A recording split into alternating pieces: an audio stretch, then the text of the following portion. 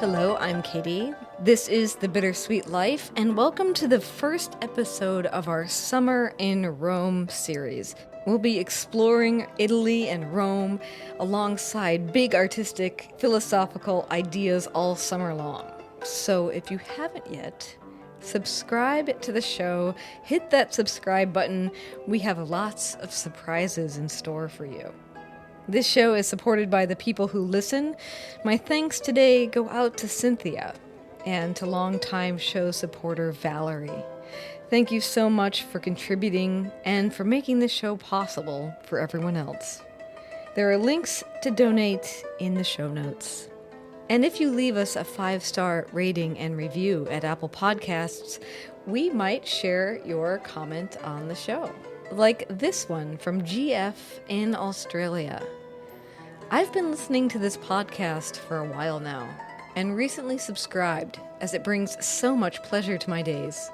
I love the interesting things that are covered and the interaction between Tiffany and Katy. Although I've never spoken to them, they feel like friends. Thank you so much for that. Now, off we go to Rome.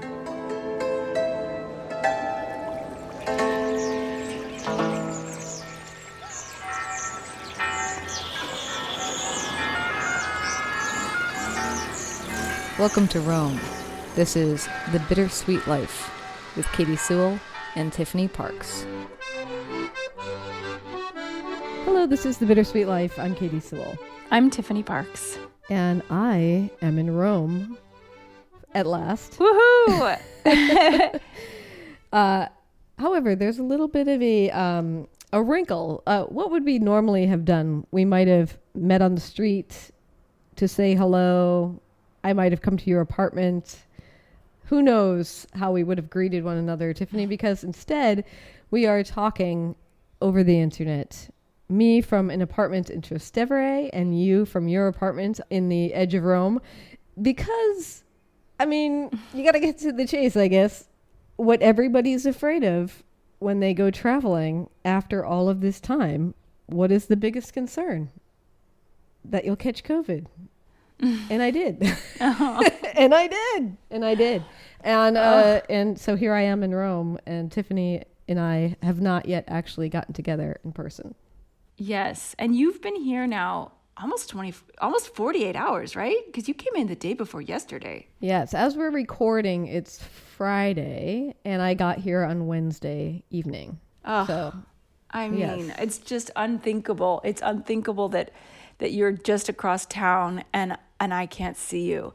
And so, yeah, I mean, tell me and tell everyone a little bit about, like, I'm so curious because we've been texting back and forth during your travels, but we haven't really had any actual conversations. So when did you figure this out? Where did you pick it up? Who's responsible? Who can we blame for this? Yeah, I should also say, like, if you hear motorbikes and stuff going on in the background, it's because I had the window open. We're keeping a big, nice airflow going through this apartment at all times. So I have no idea, of course, where it came from. It could have come from anywhere. It could have come from the plane. We flew in to Berlin, Germany. We were there for a few days. Then we rented a car and we drove down to Prague. We were there for a few days. And then we drove from there to Füssen in Germany. And then we drove across the Swiss Alps into Italy and arrived at Lake Como in a little town called Nesso. We had rented an apartment there. It sounds like an idyllic trip. And it was. It really was, honestly. But somewhere along the road, probably between Prague and Füssen in Germany, my throat started feeling kind of dry. Now, I've been having allergies for like the last month and a half, and I still am, actually, because of the flowering trees and all the stuff that happens right now. Like, I always get allergies right now. So I've been having allergies all along. So at first I thought, I'm just allergic to something that's different here than normal. Yeah, because you texted me asking me for allergy medicine recommendations. Yeah, because I'd forgotten to pack allergy medications. I'm like, well, what do people take here? What should I ask for in the pharmacy? And yeah, so I thought it was allergies because it was mostly like I wasn't feeling ill. I was feeling like my nose was just running a lot, like you do with allergies. Mm-hmm. When I started to think that maybe something else was wrong was when I woke up the morning we were at the lake, and I woke up and I had a sore throat. And I also felt really tired. And I thought, I don't usually get a sore throat from allergies. Maybe this is something else. And we were taking a little stroll. The one great thing about being in a very small town in the Lake District is there's not really that many people around. Yes, that was really a blessing. Yeah, we were lucky. So we're taking a little stroll, and I am not really feeling that good. And Derek says, we have to do it. We have to take the test. And of course, part of me is like, I don't even want to know. Like, that responsibly you need to know, but of course you don't really want to know. You just hope it must be something else. Maybe it's just a seasonal cold or whatever. So we get back from our walk and we take the tests. At home test? Yeah, at home test. You each take one? Yeah, because he's been with me. We've been in a road trip. Yeah. You're in a car together all day. 7 hours sharing sodas, sharing food and stuff. So, I mean, Derek's fully exposed if I have COVID. Mm-hmm. And you take the test, you set it down on the dresser and you just walk out of the room and you're thinking, please, God, let it not be. And I was just sitting outside waiting, and Derek walked out with a very sad face. And he just said, I'm so sorry, babe. And I looked at him with like probably the biggest surprise on my face. And I said, it's positive? And he said, mm-hmm. And I just burst into tears. I think partly just from the shock of it, certainly the disappointment. But you also, we spent 2 years trying not to get it. Yeah, that's what gets me. You, like me, like so many of us, we spent 2 years being so careful, wearing masks, staying at home, like not going out. And you didn't even have the legal requirement to stay home, but you did it anyway. We're all so careful. We barely traveled. We barely went anywhere. Like in the last, maybe 6 months, we started to travel tentatively, but like no major trips, being super careful. And even this trip, like I remember when you were planning this trip, you specifically made it a road trip so you wouldn't be on trains and in, flying around from city to city. You were just going to be driving. And we have been, and not to make this about me or anything, but we have been apart for so long, 4 years plus. We finally are going to be in the same town at the same time. And you, for your part, finally are like a real true vacation. And you get here, you're vaccinated, you're boosted. It's like, what? It seems like a cruel joke. I know. Well, and also, like, I think another thing is it's frankly, like, after this past 2 years, when you find out that you have it, it's scary. Because you also just have no idea what you're in for. Yeah. Because everybody reacts so differently to it. Some people get sick, really, really sick for weeks. I wasn't worried that I was going to die because I felt like I am vaccinated, I am boosted. I'm not going to end up in the hospital for this. But you still just have no idea, like, what ride is coming. Yeah. And also, you've lived here for so long, maybe you don't remember, but there's also something very strange about thinking, I'm sick and I'm in a foreign country. Yeah, that's true. I have no idea even what basic medicine is called at the pharmacy, Yeah. I don't even know what aspirin is. Aspirina is very close. Well, I've been taking Brufrin.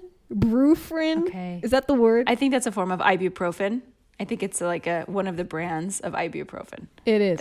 It is. And it's so funny. We were walking around. It's such a funny name for an Italian product because it doesn't sound anything Italian. Brufrin.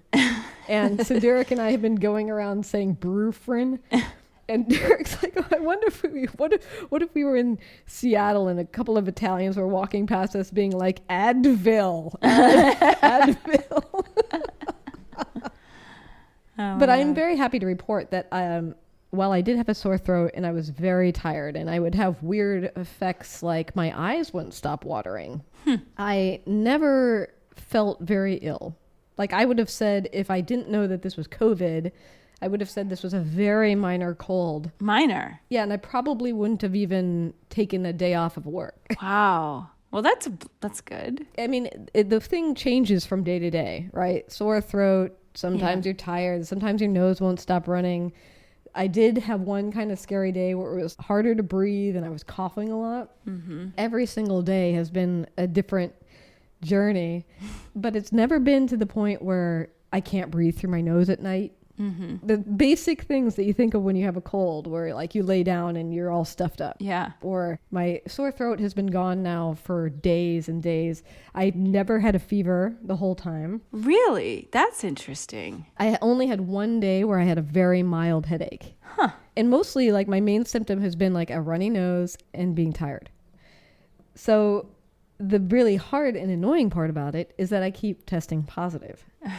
So no matter how good I feel, I am positive every single day.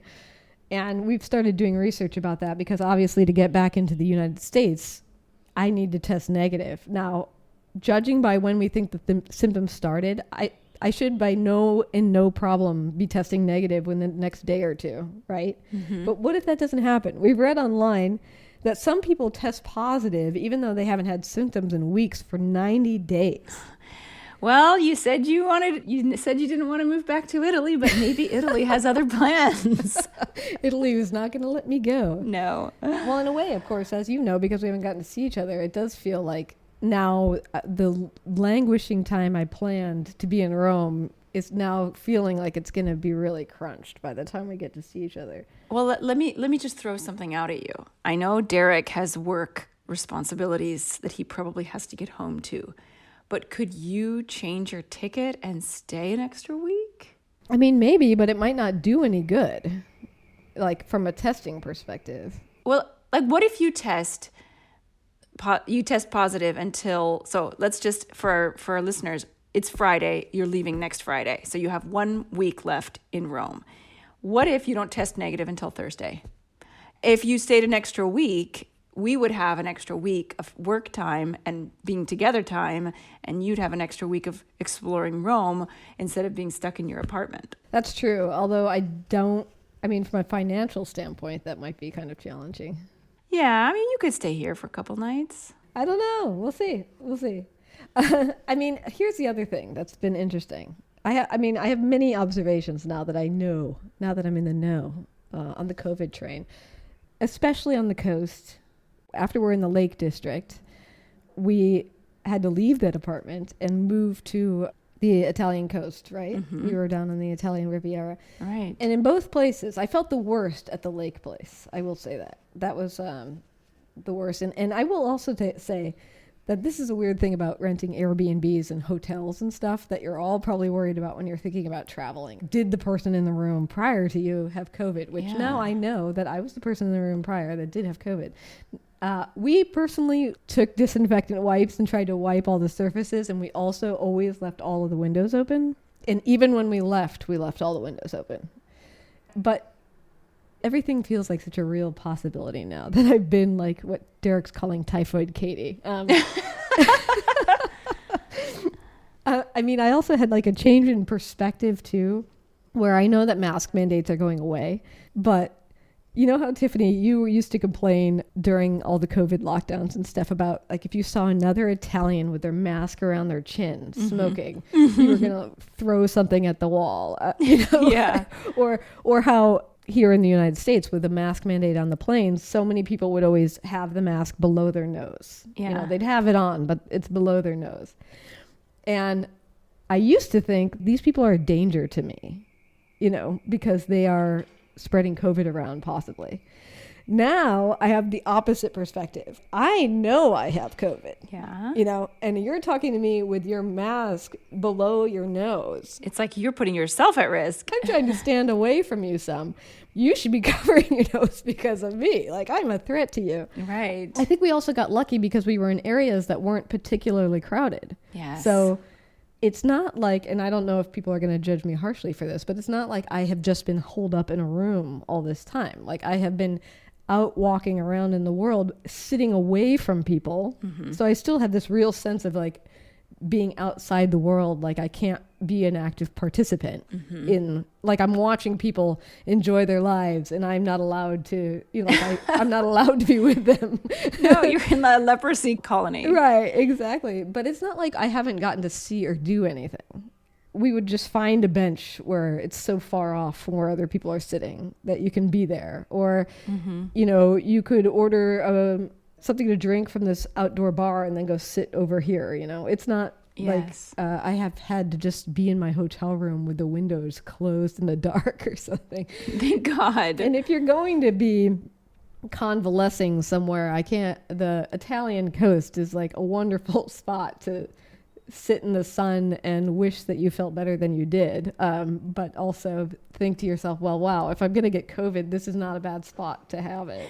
Yeah, I mean, it kind of makes me think, and I was looking at your pictures, and it kind of makes me think of, back in the day when there were not a lot of cures for the common cold and flu, and, a lot of people just died of that. Back in the day, if you had weak lungs or you had problems of that sort, the common thing, if you were, obviously if you were privileged enough to be able to afford it, was you would go to the coast, you would go to the seaside. And that might have been, if you were in England, it might have been Bristol or, whatever, Brighton, or it might have been Italy. It might have been the coast of Italy. And so many people in books that I've read are like, oh, yes, we had to go abroad. My lungs were too bad that year, so we had to go to the Italian coast, and there I recovered. And I was like, that's what Katie's doing. That's so true. Can you hear my neighbor dog barking? Yes, I can. Yeah, we'll get into all the things, Italian observations on another show. Including how loud that dog is right now. But yeah, no, I couldn't help but we've talked about the romantics on this show multiple times. I wrote that big article about John Keats, who comes to Rome to try to recover from tuberculosis and does not recover, but comes here for the weather. And yeah, the romantics, Shelley and all them, Mary Shelley and Percy Shelley, all convalescing on the coast. And I thought of them multiple times, that kind of romantic, be amongst beauty while you are kind of outside the world, because that's really what it felt like. It felt like being in the world, but like being very outside of it at the same time, like not being able to play. Well, I'm crossing my fingers for a big fat negative tomorrow morning so that you can go out and live a little bit and I can see you. Yes, that is my plan, is that tomorrow I will test negative. Let's hope so. It will be officially 10 days, which is what people say. Like my sister got COVID and we were just texting yesterday about it. And she said, oh my gosh, yeah, I remember.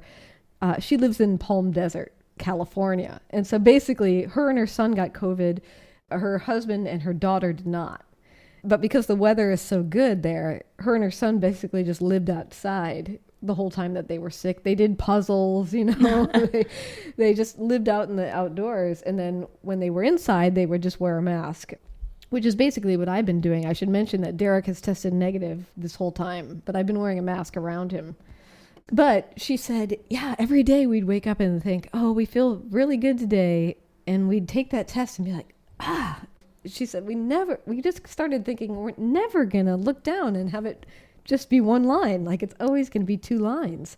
And finally around day 10, they tested and they had only the one line. So here's hoping. Well, maybe 10 is your lucky number. Yes. And I feel like siblings often react in the same way to things. I don't know if you've ever noticed this. So, same with like pregnancies. Like my sister's pregnancy was so much similar to mine in terms of like how much weight you gain and how, if you look like a boat or if you look like you have a basketball in your shirt. Meaning like some women look like boats and some women look like they have a basketball up their shirt. My family, we look like boats. So, I think the same might be true for this illness.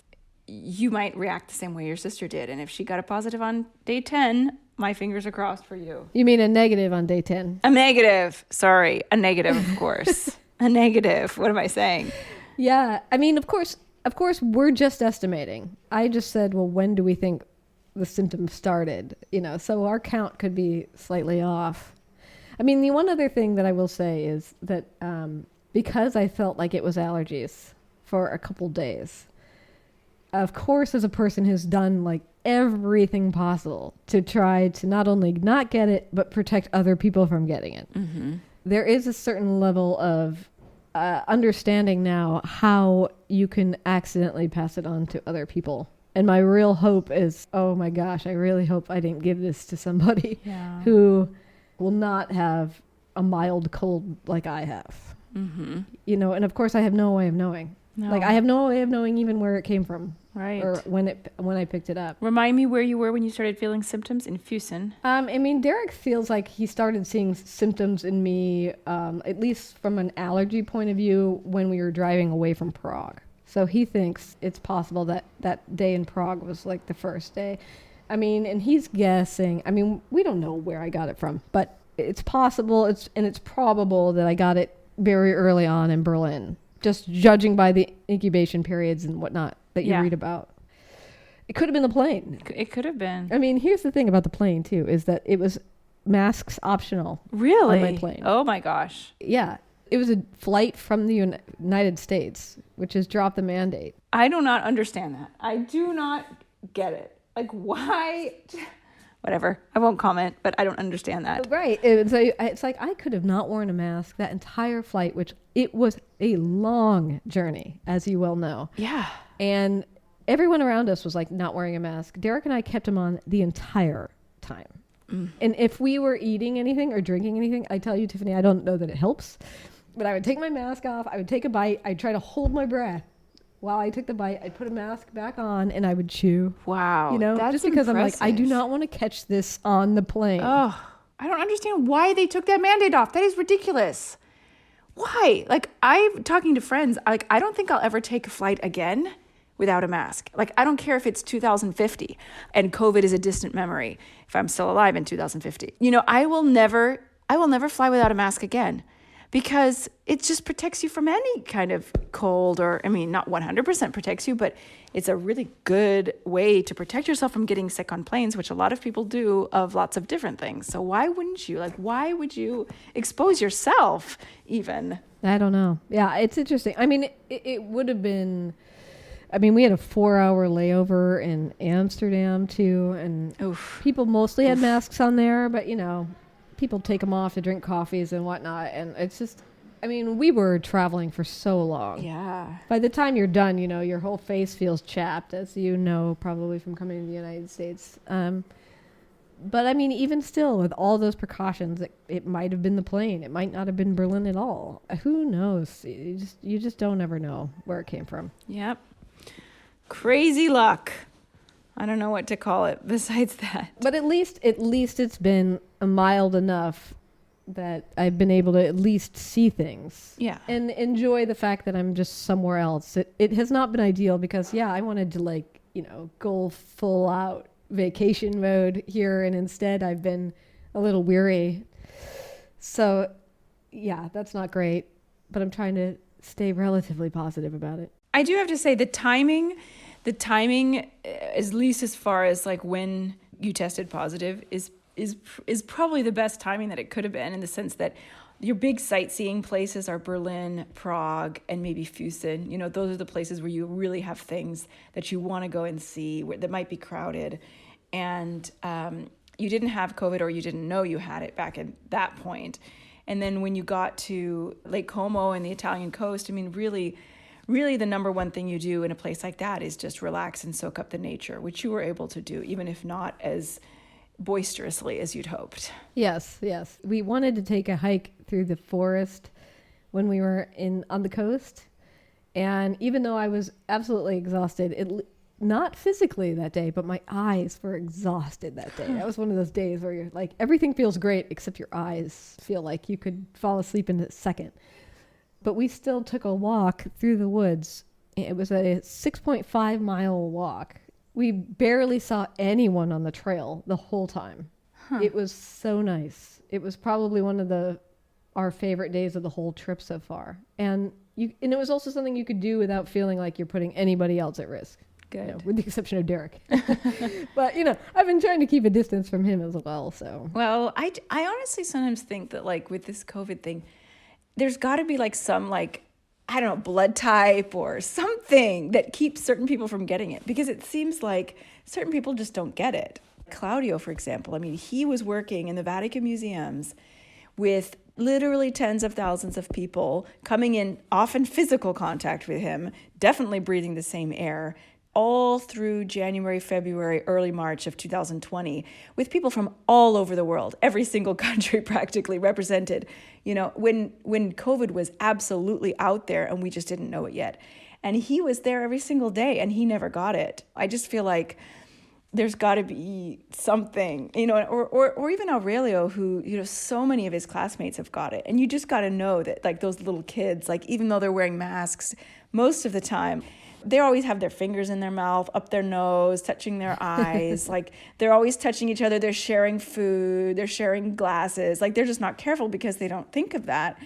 And I'm like, so many of his friends have gotten it and he has not gotten it. So I'm like, maybe just some people have some kind of DNA that protects them. I mean, I think I would have thought myself one of those people until this happened. My family does have a tendency to not get ill like other people do. We just don't catch things as much. Mm-hmm. So I think I would have felt that way. But also, I mean, your mind just spins around. Like when we got vaccinated and boosted, Derek both times was more ill than me. He would just be sort of knocked down for 12 hours by the shot, you know, and I would be exhausted, but I would be able to keep doing stuff, and he would just lay in bed and recuperate. And I'm like, well, maybe he just had a bigger reaction to it then and was able to fight it off more. I mean, who knows? Yeah, I didn't get any reaction to any of my shots, like zero. I would sit there and be like, maybe I feel a little bit more tired than usual. But it was like, if I did, it was so minor that I wouldn't have noticed otherwise. Zero reaction. Whereas Claudio had a much stronger reaction. Who knows? See, I guess that's the thing. We just don't know. And we can't predict it. Like I would have said, going into this trip, I would have said if either one of us was going to get it, it was going to be him. And I was fully prepared for that. You know, I thought there's a good chance that Derek's going to get COVID. I'll be able to take care of him. You know, it'll be great. And then, well, turns out it was the opposite. Jeez. Anyway, here's hoping that we get a negative test soon so you and I can hang out. Yeah. And also remind me of the rules, because I can't remember. They changed so fast. But do you need a negative test to fly back to the United States? I do. Yes. Like, does everybody need one? Uh-huh. Within 24 hours. Within 24 hours. Because you no longer need one to fly. If you're vaccinated and you're, as you know, because you flew here from the States, you don't need one to get into Italy. Yep, that's right. Yep. But I do have to prove it to go back. And we actually bought these special COVID tests in the United States that have like a barcode on them. And before you open them, you scan the barcode in it. This is my understanding. I haven't done this yet. And it connects you to like a telehealth person. And that person watches you take the test. Wow. And then somebody else calls you back 15 minutes later to look at the result of the test. And then they enter it into the system, so you're official to be able to get back into the country. I could also go to a clinic here in Italy and get tested prior, but we just didn't know like how hard would it be to find one. And so we just decided to bring these with us. It's very easy. Yeah, that's great. But you can get it done at any pharmacy, any day of the week. Good to know. But I mean, the real question now is, as we've been reading, some people test positive for a long time past when they're actually sick. And so we'll cross that bridge when we come to it. That will not happen, even though I secretly want it to, so you can stay. Well, we will leave it there. Hopefully our next episode will be us together. I have a whole list of potential shows we could do while I'm here. So do I. If we ever get to that point. We will. Keep the faith. Keep the faith, Katy. And until next time, this is The Bittersweet Life. I'm Katy Sewell. I'm Tiffany Barks. The bittersweet life. Join us again. Bye. The Bittersweet Life is created and produced by me, Katy Sewell. My co-host is Tiffany Parks. If you're traveling to Rome this summer, set up a tour with Tiffany by writing to bittersweetlifepodcast@gmail.com. Our intern this summer is Allison Kramer. We will be hitting the streets of Rome on the podcast all summer long, so if you know anyone who loves Italy, tell them about the show and recommend that they subscribe.